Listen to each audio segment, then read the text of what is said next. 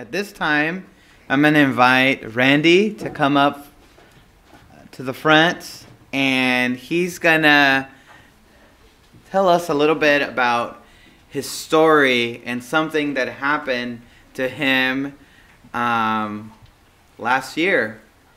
And I just want to tell you that this here is, go ahead and stand here. You can use that mic right there. Is this some live? Yeah. Okay.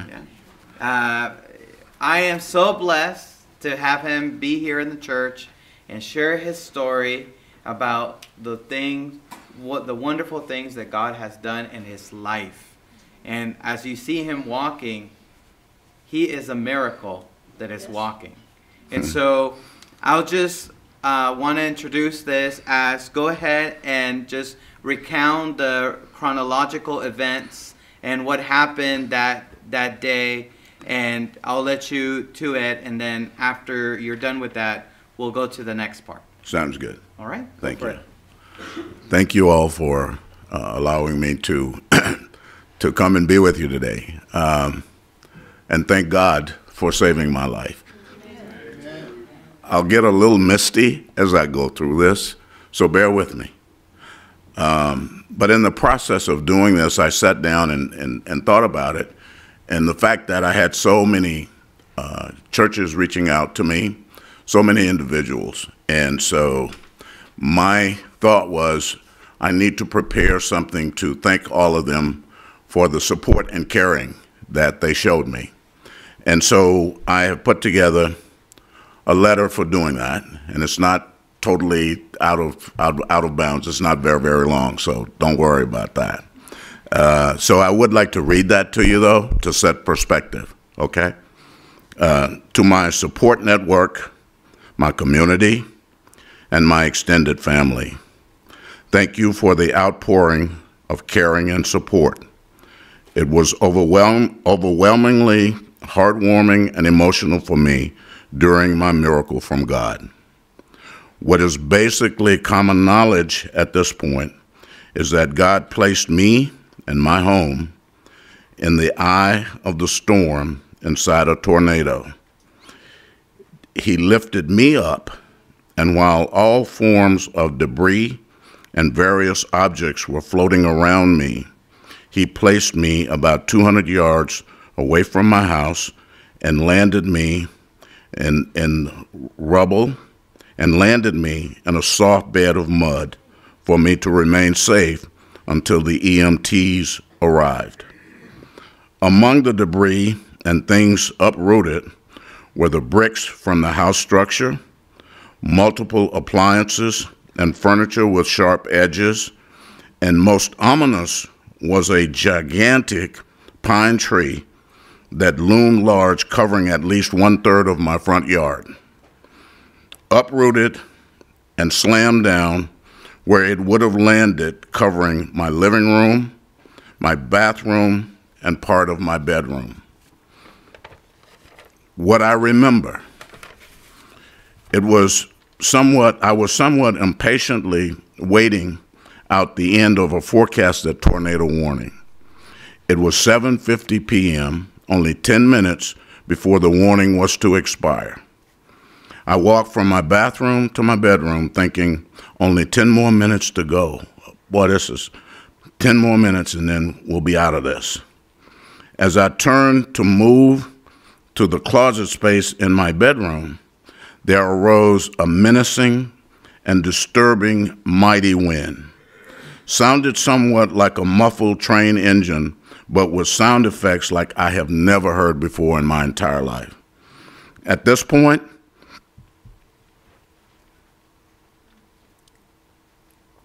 I fell to my knees. Bear with me. And I called out, Lord, please save me. Shortly after, my world went dark. It wasn't until approximately 2.5 hours later that I arose from the soft mud in the pasture. Among the remaining trees and debris, surrounded by and entangled by barbed wire, I untangled some of the barbed wire, and cautiously arose from the mud and hailed the EMTs that were canvassing the community for survivors. He, God, awakened me at the precise time to hail the attention of the EMTs, of the EMT rescue team. I was assisted by the head EMT guy who wouldn't let me board the truck, I guess because I was too dirty with the mud, I suppose. But my family was notified by one of our neighbors, and they came and got me and carried me to the trauma unit in Mount Pleasant. From there to ICU at UT Health. So with two rib fractures, one neck fracture, a large hematoma about the size of a Texas grapefruit on my left side, and lots of lacerations. And now, 66 days later, on January 9th, was informed by my doctor that I have healed completely. Praise the Lord. Just need to let the ribs and the neck fractures completely doing what they're supposed to do. So, you know, I think there are a lot of messages you can take from this. But I think the thing that bothered me the most was that at the time that I fell to my knees, I actually had a question mark in my mind. Was that, God, I hope I'm covered. I hope I'm prayed up. I hope that everything is okay.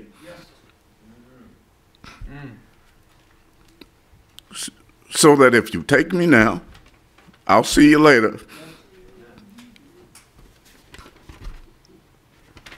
But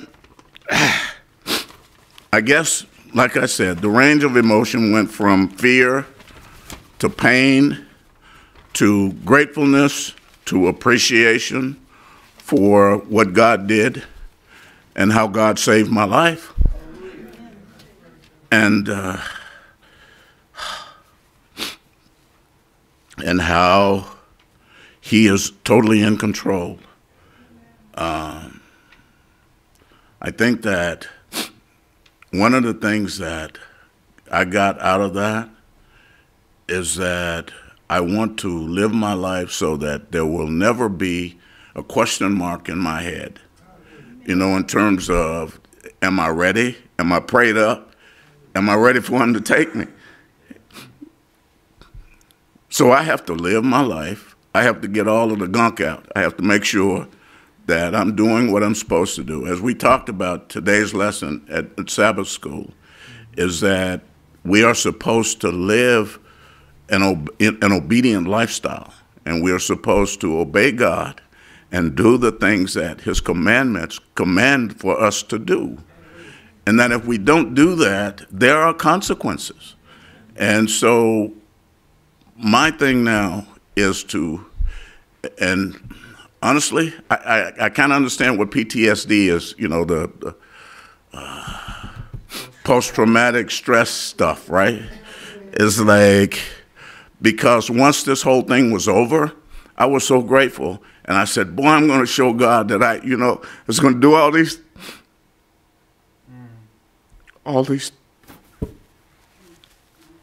things to show God how much I love him. But it's like, it's hard moving. It's hard getting the thought process back. It's hard getting the rhythm back to, you know, doing and living a good life and being a Christian and loving God. It's just kind of, it blocks me a little bit, right? But I'll get there. I know I will. Amen. And so I thank God for what he did. It was truly a miracle. And he saved my life, and I love him. And thank you guys for listening to me. Amen. I guess the bottom line, where's the pastor? I'm right behind you. Okay. Right behind you. I went to the hospital in UT and Tyler. And when I was sitting next to him by his bed, had a neck brace, still injured, his ribs were hurting, And when he told me this powerful story, I was just like, this is too good to keep it to yourself. You need to come to the church and you need to share this because this is powerful. If this does not move you to the point where you need to make things real with God, I don't know what else will. And so, Randy, Yes. thank you so much for coming. Yes. And I know that we have been talking and interacting since November, December. You were in California, you traveled back, but we've been in contact all these months. And I just want to tell you that this church loves you and we care for you. Thank you. And that we're here for you. Thank you. And also, I want to thank you so much for taking the time to come here and to share your story. My pleasure. And one last thing. So after you've gone through this experience, what message do you have for the church? What would you like, what invitation, what would you like to the church to know? To stay prayed up, to stay within his will, to be vigilant on everything that we should do and be obedient as Christians. And the second thing is that God is in complete control. And he will be there for us at all times, no matter what. Praise the Lord. Praise the Lord. Thank you. Thank you, Randy.